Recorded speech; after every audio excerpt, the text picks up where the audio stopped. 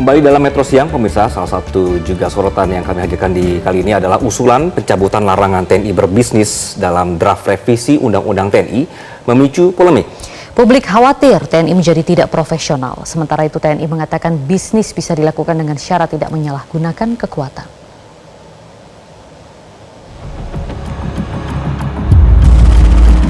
Dalih demi meningkatkan kesejahteraan prajurit, TNI mengusulkan supaya prajurit aktif diperbolehkan membuka bisnis atau terlibat dalam kegiatan bisnis.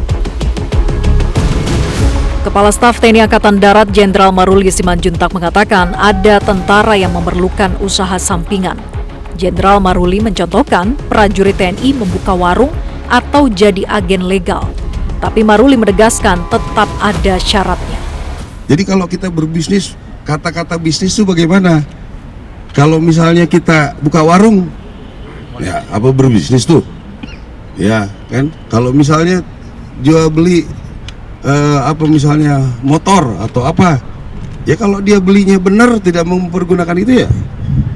Jadi berbisnis ya bisnis, yang nggak boleh itu saya tiba-tiba ngambil alih menggunakan kekuatan. Nah itu nggak boleh, dan itu juga saya kira dengan zaman demokrasi sekarang ini udah nggak ada lagi lah, ya mempergunakan kekuatan. Sekarang tentara takut sama media kok, takut sama TikTok ya kan, ya ngeri itu tentara udah dilatih tembak-tembakan juga sama TikTok, takut sekarang ini. Usulan agar larangan TNI berbisnis dicabut dari Undang-Undang TNI memicu polemik. Karena jika menilik alasan aturan melarang TNI berbisnis itu diterapkan adalah keputusan politik DPR dan pemerintah pada tahun 2004 silam untuk mereformasi TNI menjadi lebih profesional. Antara lain, yang pertama alasan profesionalisme. Nah, yang kedua adanya potensi konflik interest, ya. Keterlibatan dalam bisnis bisa menghadirkan konflik kepentingan, di mana kebijakan, putusan, dan langkah TNI berpeluang dipengaruhi oleh kepentingan bisnis daripada kepentingan nasional. Nah, kemudian alasan ketiga, ini penting juga, adanya potensi korupsi dan penyalahgunaan kekuasaan. Usulan penghapusan larangan TNI berbisnis mencuat dalam rapat dengar pendapat soal revisi Undang-Undang TNI yang digelar Kemenko Polhukam beberapa hari yang lalu.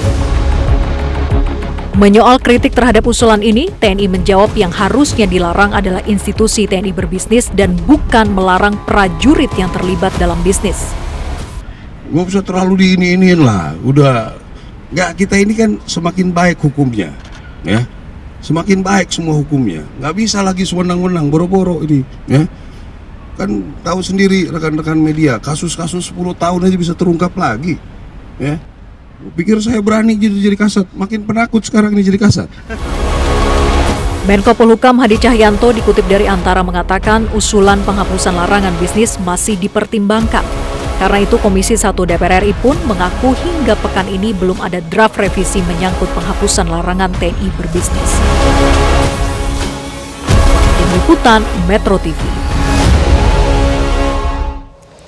Pemirsa, usulan agar prajurit TNI diperbolehkan berbisnis disampaikan Mabes TNI dalam rapat dengar pendapat revisi Undang-Undang TNI. Kepala Badan Pembinaan Hukum TNI Laksamana Muda Kresno Buntoro mengatakan bahwa yang seharusnya dilarang berkegiatan bisnis adalah institusi, bukan prajurit TNI. Ini mungkin kontroversial, tapi Bapak Ibu, istri saya itu punya warung di rumah, buka warung. Kalau ini diterapkan, maka saya kena hukuman. Prajurit dilarang terlibat di dalam kegiatan bisnis. Istri saya itu, aku kan pasti nggak mau terlibat, aku nganter belanja dan sebagainya, kan begitu. Lah terus apakah kemudian ini eksis kan gitu? Sekarang ini kalau saya diperiksa, saya bisa kena. Oleh karena itu kita sarankan ini dibuang. Mestinya adalah yang dilarang adalah institusi TNI untuk berbisnis. Tapi kalau prajurit mau buka warung kelontong aja enggak. Ada driver saya setelah nganter saya, kebetulan saya dapat driver supir sekarang ini. Dia selesai maghrib, itu kadang-kadang atau Sabtu Minggu, itu dia ngojek. Dia melakukan bisnis. Masa nggak boleh kayak begitu? Nah ini salah satunya ini. Silahkan, lanjut. Kemudian pasal 47 saya kira tadi sudah di Anggota Komisi 1 DPR RI, fraksi Golkar, Bobi Rizaldi menyebut jika idealnya aturan ini diatur di bawah undang-undang yang lebih detail, peraturan harus mengatur lingkup institusi atau prajuritnya. Ya, menurutnya harus ada kesetaraan antar polisi dan TNI. Sementara analis militer Al-Araf mengatakan secara hakikat militer itu direkrut dan dilatih untuk menjaga pertahanan negara. Anggaran negara diberikan kepada TNI agar kuat alutsistanya dan sejahtera prajuritnya. TNI harus fokus jadi militer profesional, bukan berbisnis. Menurut saya idealnya ini diatur di dalam peraturan di bawah undang-undang yang lebih detail lagi. Itu diturunkan. Jadi secara garis besar mungkin kami setuju bahwa pasal tersebut harus tetap ada. Tetapi bagaimana detailnya, apakah itu mengatur mengenai lingkup di institusinya atau itu di prajuritnya, karena kita kan semua juga tahu bahwa mereka ini kan mungkin ada dengan tunjangan yang normal-normal saja masih kurang, apalagi dengan keadaan seperti sekarang. Jadi paling utama adalah kesetaraan. Kalau polisi bisa, kenapa TNI nggak bisa begitu? Mas Al-Araf, Anda melihatnya soal kesetaraan juga ini antara TNI dan Polri. Bagaimana Anda melihat ini pernyataan dari Mas Bobi tadi, Mas Al-Araf?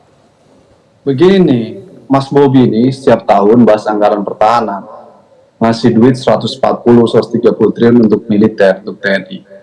Buat apa? Buat belanja alutsista, beli kapal perang, beli pesawat, beli helikopter. Semua belanja alutsista itu mungkin boleh tanya ke Mas Bobi, tujuannya untuk apa? Agar militer kuat, menjaga kedaulatan negara. Jadi secara hakikat, militer itu direkrut, dilatih, dididik, dan dipersiapkan untuk perang, untuk menjaga pertahanan negara.